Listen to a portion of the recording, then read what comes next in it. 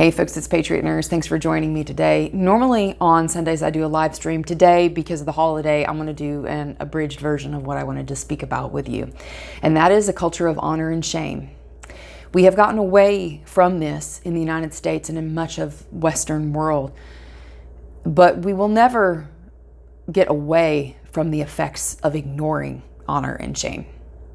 When I say shame, I'm not talking about paralytic shame. I'm not talking about shame that cripples people emotionally and an emotion set that blocks people from moving forward and actuating their own potential. There are cultural norms that stand out as shameful, and cultural norms to the counterbalance of whatever is deemed shameful are deemed honorable. One of the things that I've noticed in the past 2 decades, we have moved away, and this has been happening for some time, we have moved away from calling certain things, certain behaviors, certain interactions shameful. And because of that, we have also lost the counterbalance of honor. In order for honor to be present in a culture, there must be the countervailant shame. When we speak about the days of old and we speak about times where families maintained honor, the honor of the family name, the honor and the integrity of a person, this honor was kept up because of the avoidance of behaviors, things, choices, patterns that were deemed shameful. And I don't say this from a holier than thou position, because I think everyone, if you've lived long enough in your life, there are things that you look back on and you think, maybe I should have done this better. That probably wasn't the best way. I would have done it differently. So we can all look at our lives and see things, choices, whatever it is that we could have done better. But as a society on whole, and when you think about societies in general, societies are made up of the cumulative interactions of not just families, but of smaller communities, cohorts, tribes, if you will. And the sum total of these cumulative interactions create a cultural norm in a society. When we shift away from having things that are shameful, behaviors that are shameful, interactions that are shameful, we are also going to lose the opposite end of the spectrum, reference-wise, which is honor. I have noticed in my life the shift away from manners being emphasized, proper behavior, particularly of children, to their adults in proximity. And also, as a consequence of that, the way in which people interact with each other. In the past year, with the Rona, there are many things that I think we can take note of that have manifested as patterns with people. When you take away consequences for negative actions, you take away a form of honor correcting, which is shame. It used to be back in the day that if you inserted yourself into the conversation and started, sniping about someone's mask status, if you will, I'm giving this as an example, that you could expect to receive reprisal in one way or another.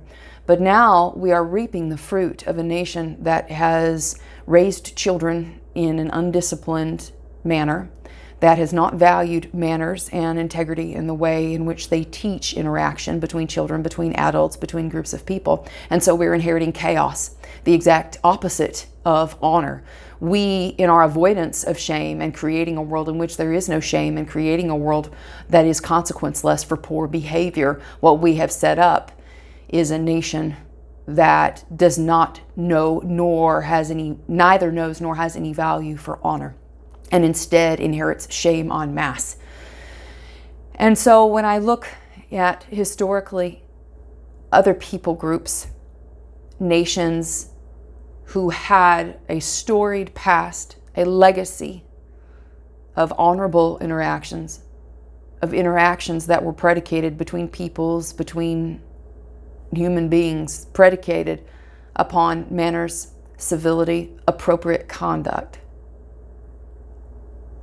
When you look at nations that have had this and then have lost it, the cohesion of that culture, that nation, that people soon goes bye-bye.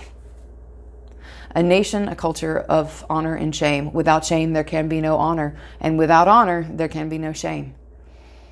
When you remove one, there is no reference for the other.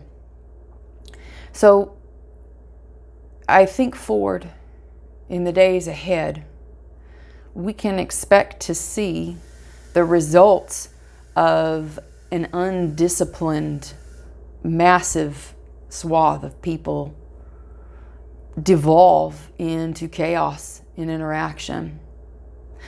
With the election of Joe Biden, a lot of people, I think, thought that we were going to see a return of civility. And I don't think that that's going to be the case at all, because civility starts in homes. It is enforced in homes, beginning with parent-child interaction, branching out into the way in which peoples outside of family groups and tribes interact with each other. It's on the micro level and it spreads to the macro.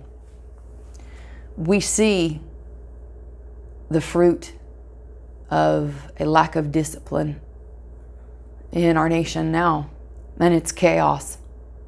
And discipline is really stemming from a sense of shame and honor. If I am a disciplined person, I know that my discipline, my fortitude, my self-control is an expression of honor and avoidance of shame. These values that we hold dear say a lot about us as a people and where we think honor and shame is.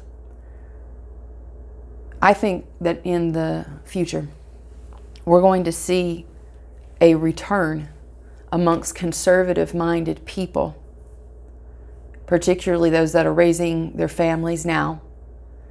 I believe we'll see a resurgence of proper boundaries with honor and shame. And I think on the flip side of the equation, the people who have spent the last half century progressively attempting to demolish cultural norms, conservative standards of right and wrong, good and evil, beneficent and maleficent, honor and shame, as they continue to march headlong into a world that seeks to obliterate all sense of objective right and wrong, they will do precious little else other than bring shame upon themselves. So the question that we have to ask ourselves, I submit to you, in the future as we're looking forward into the next year, do I want to live a life characterized by honor? Or am I going to open myself up to a shameful legacy? It used to be that families regarded their name as precious and their good reputation as precious, because honor is something that was historically easy to lose and very difficult to gain. I think in the future that conservative and traditional-minded people are going to head back that way, and it's going to be a fork in the road. That one side of the coin is going towards honor, and the other side, even though they don't acknowledge shame, they're bringing shame upon themselves by their refusal to categorize it as such. The culture of honor and shame. That was what was on my mind today, and I wanted to share it with y'all. Just some thoughts. And I hope for each of us that we will embrace discipline and challenge and the struggle necessary to hone off our own rough edges and to put to death the sloth in us. Like, everybody's got it in one way, shape, or form. Basically, I'm hoping that in the days going forward that we'll be able to look objectively at ourselves and ask ourselves the question, am I living up to the legacy that has been handed to me? Am I living up to my family's legacy? Am I living up to the legacy of freedom that has been gifted to me as a result of being born in this nation? Or if you are a first-generation American, you're choosing to immigrate here and to take on the rights and responsibilities as a citizen thereof. I think that we're going to be asking ourselves these questions in the days to come, and I hope that for you and for me, for all of us, that we will face this new year with a rededication towards living life honorably. I hope it was helpful for y'all. If you did enjoy the video, I hope you'll subscribe to me here on YouTube, Patriot Nurse. You can also support me on Patreon, Subscribestar, Cryptocurrency, and PayPal. I have links in the description box below. Have a wonderful week, guys. For now, it's Patriot Nurse signing off, and I'll see y'all later. Bye.